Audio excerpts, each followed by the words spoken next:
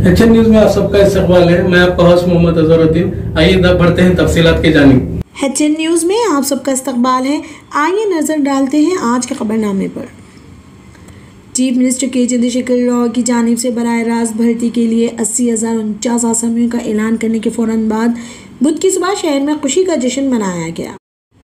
तेलंगाना में बेरोजगार नौजवानों के लिए एक बड़े इनाम में चीफ मिनिस्टर के चंद्रशेखर राव ने बुध के रोज़ रियासती हुकूमत के मुख्तलिफ महकमों में एक ही वक्त में 80,049 आसामियों को फौरी असर से पुर करने के लिए एक मेगा भर्ती मुहिम का ऐलान किया। उन्होंने भर्तियों के लिए उम्र की बलाई हद में 10 साल की नरमी का भी ऐलान किया। दूसरी ज़ात से ताल्लुक़ रखने वाले उम्मीदवारों के लिए उम्र की बलाई हद अब 44 साल होगी। दर्ज फहरिस्त ज़ातों SCS, दर्ज फहरिस्त कबाइल STS और पसमानदा तबक़ात BCS के लिए उम्र की नई हद 44 साल होगी। जिस्मानी तौर पर माजूर अफराद के लिए ये 54 साल होंगे। वज़ीर आला ने यह भी ऐलान किया कि तमाम 11,103 कॉन्ट्रैक्ट मुलाजमीन को रेगुलर किया जाएगा। इसके बाद रियासत में कोई मुआहदा तकर्री का निज़ाम नहीं होगा। उन्होंने कानून साजों की तरफ से डेस्क बचाने के दरमियान कहा। चीफ मिनिस्टर के चंद्रशेखर राव की जानिब से बराह रास्त भर्ती के लिए 80,049 आसामियों का ऐलान करने के फौरन बाद बुध की सुबह शहर में खुशी का जश्न मनाया गया। मंगल के रोज़ चीफ मिनिस्टर की तरफ से दिए गए एक इशारे के बाद, जिसमें नौजवानों के लिए आज सुबह कुछ खबरें होंगी, बहुत से लोग इसका इंतज़ार कर रहे थे। क़यास आराइयों, इम्कानात की जांच और बड़ी उम्मीद के साथ नौजवान सुबह 10 बजे के ऐलान का इंतज़ार करते रहे। हैदराबाद के बहादुरपुर में पीर की रात 3 नामालूम अफराद ने ताजिर से 10 लाख रुपए लूट लिए। पुलिस के मुताबिक इस शख्स ने पुराना पुल रोड पर वाक़ Ambika iron and steel Hyderabad private limited से रकम जमा की और वापस आ रहा था कि मुबैना तौर पर 3 अफराद ने इस शख्स पर हमला किया और इससे नकदी छीन ली। इत्तला मिलने पर बहादुरपुरा पुलिस मौके पर पहुंची और आसपास में निस्फ क्लोज सर्किट कैमरों से CCTV फुटेज हासिल की। पुलिस के आला हुक्काम ने भी जाए वाक़ा का दौरा किया और मुलजिमान की गिरफ्तारी की कोशिशों की निगरानी की। मंगल को हैदराबाद कमिश्नर की टास्क फोर्स टीम ने मुश्तबा अफराद को पकड़कर बहादुरपुरा पुलिस स्टेशन के हवाले कर दिया। मुलजिमान से रकम बरामद कर ली गई। माओनवाज लीडर कंचनदा से बुध को दोनों रियासतों तेलंगाना और छत्तीसगढ़ की क्राइम ब्रांच पुलिस ने पूछगछ की। मगरबी बंगाल पुलिस भी आला माओनवाज लीडर से पूछगछ के लिए तैयार है। पुलिस के खुसूसी ज़राए के मुताबिक बागी 2019 में मगरबी बंगाल से आसाम की वादी बार्क में दाखिल हुए थे और बाद में रपोश हो गए थे। पडुचेरी हवाई अड्डे से कमर्शियल फ्लाइट ऑपरेशन 27 मार्च से स्पाइस जेट के हैदराबाद पडुचेरी, हैदराबाद और बेंगलुरु पडुचेरी बेंगलुरु रोड्स पर ऑपरेशन शुरू करने के साथ दोबारा शुरू होने के लिए तैयार है। फ्लाइट ऑपरेटर ने अपने फैसले से हुकूमत को आगाह कर दिया है। डायरेक्टर टूरिज्म प्रीता रशनी ने कहा। मरकजी हुकूमत ने करीमनगर और वरंगल के दरमियान नेशनल हाईवे 568 के 4 लेन कामों के लिए 2,146.86 करोड़ रुपए की मंजूरी दी है। मरकजी वजीर ट्रांसपोर्ट नितिन गडकरी ने बीजेपी के रियासती सरबराह और करीमनगर के MP बंडी संजय को अपने ट्विटर अकाउंट के जरिए इसकी इतला दी। ये 2015 में था जब NH-A1 ने जगतियाल करीमनगर वरंगल के दरमियान NH 563 को एक कौमी शहरा के तौर पर नामजद किया और इसे भारत मला परियोजना स्कीम के तहत शामिल किया। ताहम इसने अभी तक वादे के मुताबिक तरक्याती काम नहीं किए। सड़क बुरी तरह टूट फूट का शिकार और गड्ढों से भरी पड़ी है। 120 किलोमीटर तवील सफ़र मुसाफिरों के लिए एक डरावना ख्वाब और कमर तोड़ तजुर्बा है। कई सर्वे कराए गए लेकिन ना तो रियासत और ना ही मरकजी हुकूमत ने कोई मरम्मत का काम शुरू किया। मद्रास हाईकोर्ट ने बुध को तमिलनाडु प्रोड्यूसर्स काउंसिल पर अदाकार शंभू उर्फ TR सलम्भरासन की तरफ से तरजीह हत्क इज्जत के मुकदमे पर तहरीरी दलाइल जमा करने में नाकाम रहे पर 1 लाख रुपए का जुर्माना आयद किया। दलाइल पेश करने में नाकामी पर संजीदगी से गौर करते हुए जस्टिस P वेलमोर्गन ने TFPC पर लागत आयद की और इसे 31 मार्च तक रजिस्ट्री को रकम अदा करने की हिदायत दी। इसने केस को 1 अप्रैल तक मुलतवी कर दिया। शंभू ने 2019 में इसके खिलाफ हत्क इज्जत का मुकदमा दायर किया।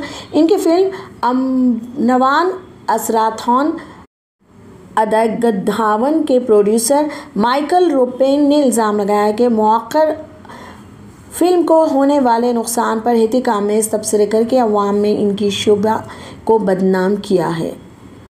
आम आदमी पार्टी जुमेरात को पंजाब असेंबली इलेक्शन 2022 में क्लीन स्वीप करती नजर आई। दोपहर 12 बजे के करीब दस्तियाब रुझानात के मुताबिक आप पंजाब की कुल 117 में से 90 सीटों पर आगे हैं।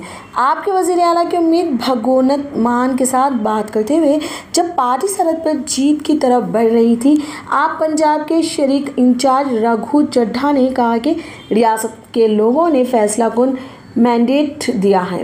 उन्होंने कहा कि आपने लोगों से पंजाब में झाड़ू इस्तेमाल करने की अपील की थी, लेकिन उन्होंने वैक्यूम क्लीनर को ऑन करने का फैसला किया। चड्ढा ने कहा कि पंजाब अब तरक्की का मुशाहिदा करेगा और इसे ऐसी रियासत के तौर पर नहीं जाना जाएगा जहाँ मंशियात का इस्तेमाल बहुत ज़्यादा था। पंजाब को अब से उड़ता पंजाब के नाम से जाना जाएगा। तमाम क्रेडिट आप कारकुनों को जाता है। उन्होंने दिन या रात, गर्मी या सर्दी की फिक्र नहीं की और पार्टी के लिए काम जारी रखा। आप तरक्की के साथ सबके लिए काम करेगी, आप लीडर ने कहा। चड्ढा ने कहा कि पंजाब के लोग अरविंद केजरीवाल की सियासत पर यकीन रखते हैं और केजरीवाल और मान की जोड़ी को पसंद करते हैं। दूसरी पार्टियों की जोड़ी दिगर तमाम पार्टियों ने हमें बदनाम करने की कोशिश की और केजरीवाल जी को दहशतगर्द कहा, लेकिन अवाम ने साबित कर दिया कि वो शिक्षकवादी है। चड्ढा ने